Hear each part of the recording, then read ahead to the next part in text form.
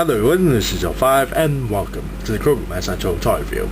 And today's toy review, we're looking at the 2009 release by Hasbro of the Walmart Exclusive of the G.I. Joe The Rise of Cobra 2-pack of the Shop Blast vs. Night Creeper action figure review. And today's video is a part 2 video, and we'll continue our review on the Night Creeper.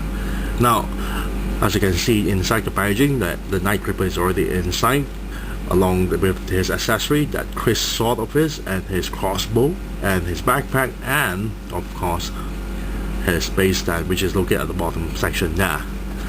Now at the back of the packaging we get this read Night Creeper's profile card, stated that the Night Creeper forces are a secret group of high-tech ninjas that perform field intelligence operations and convert infiltration for Cobra.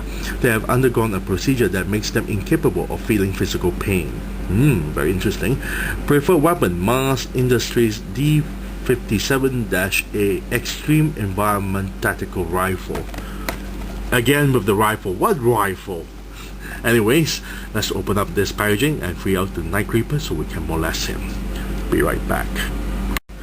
And we're back after removing the figure, and there is stuff out from packaging. Now let's take a look at the figure's accessories here. We start off with the base stand. The Rise of Cobra base stand has been designed to look like a dog tag. On the side here they have a smaller hole, you know, where you place the string or the chain and then you wear it through your neck like a dog tag. The base here is designed to have this blocks. I have no idea why they do that in the first place. Now you notice there's two pegs on the top. It's meant for the figure to stand on. Problem is the pegs are a bit too short, and for some figures they have a problem trying to peg it in. For example, like Pyro Viper or Ice Vipers, they tend to unable to peg in, and the figure just stand on top of the base stand, and you move it a little bit, it will just topple the figure down. But for the Night Creeper, you can still stand on, still alright. Now for the nameplate there with the silver font stated as Night Creeper. At the back here we have a nice little Cobra logo, and the bottom section they just add this blocks there. I have no idea why they do that. Top section here stated 2009 Hasbro, made in China. Now let's take a look at his weapons. We'll start off with his awesome looking crossbow. Now this crossbow, funny thing is that no other figures actually wield this except for the Night Creepers, and it is a very beautifully made crossbow. Now the entire thing is made of black plastic material, but the bolts are all painted in silver, and you can see the amount of details they put onto this entire thing. Very nicely done. You got a scope on the top, you got a handle below, no trigger though, and you can see the bottom section here, very nicely done. On the top section you got this as well, you got the trigger sight on the top here. Now the entire crossbow is actually a two-piece part, so as you can see you can actually dismantle it quite easily with the two pegs there and the two holes there. You can plug it in like so, but it tends to make the bowl a little bit loose, but you can actually fix this by applying glue onto it. The scope is a bit warped, or at least bent, as you can see. For the Night Creeper, you can hold it onto his hands, but there's no way for you to actually store it any other places if you decided not to have him wield the crossbow. So it's a little bit disappointing on that part, but it's still alright. Next we have the Chris sword. The Chris sword here, the blade has been painted in silver. The hilt and the handle is made of black plastic material. And then we have the backpack here, which actually is a reuse accessory. This actually came from the 25th anniversary version of the Snake Eyes figure that came with the backpack. Now the back portion here is all hollow out with the peg there. The entire thing is not painted at all. Bottom section here you have the bundle of rope. Top section here you have two cat claws. On the side here you have a row of needles or darts. Here we have small grenades. Very nicely done with the details there. Too bad they don't bother to paint this. And you can store the sword like so.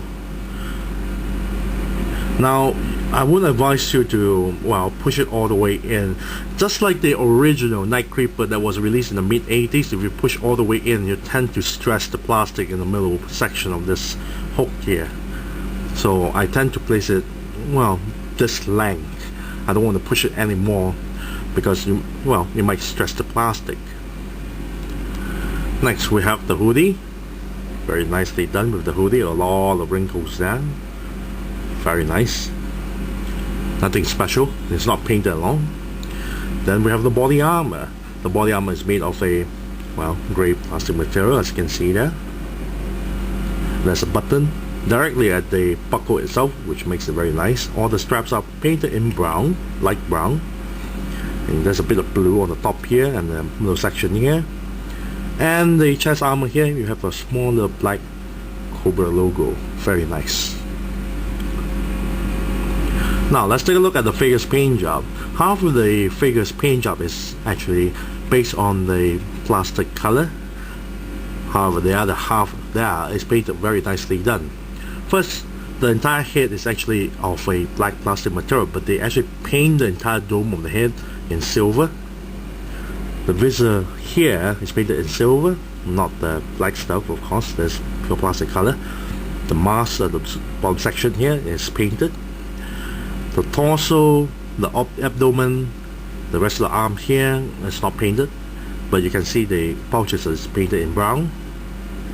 So does the gloves. The gloves is actually made of this blue plastic color, but they actually painted, so it looks actually not bad. The crotch area and the entire leg section is painted very nicely done with the camo there.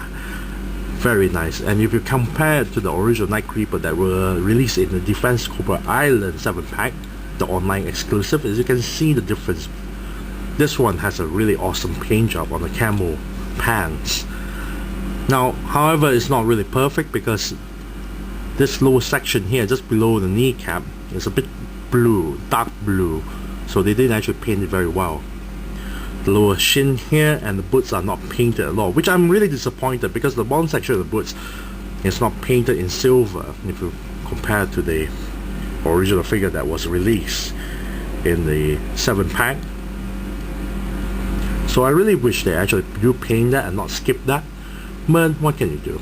The paint job on the pants is absolutely gorgeous, as you can see now. Now let's take a look at the figure's mold. Like always, for the G.I. Joe figures, they tend to reuse the molds, and for this figure there are a few new molds, but considering that this is the Night Creeper figure, they actually did some changes on this version.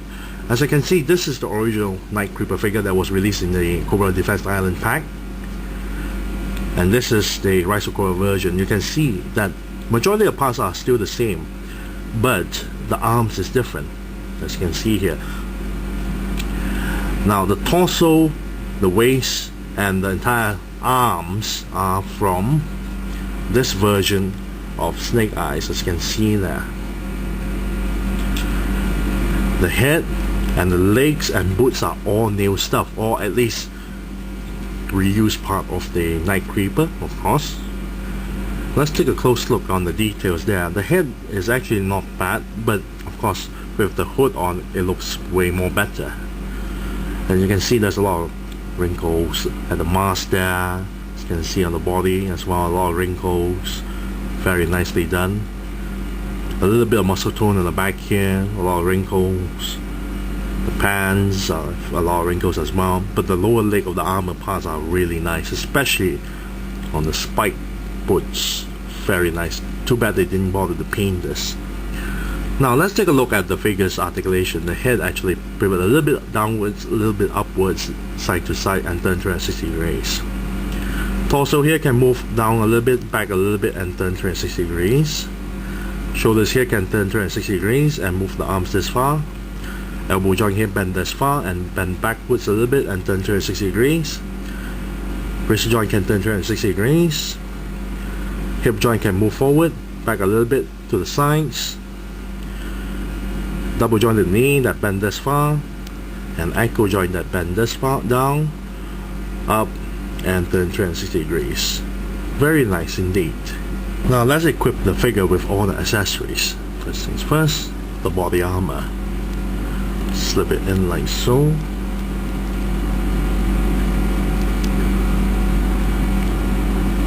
Oops.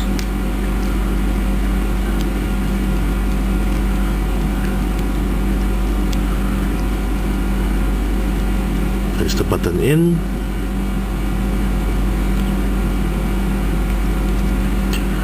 Place the hoodie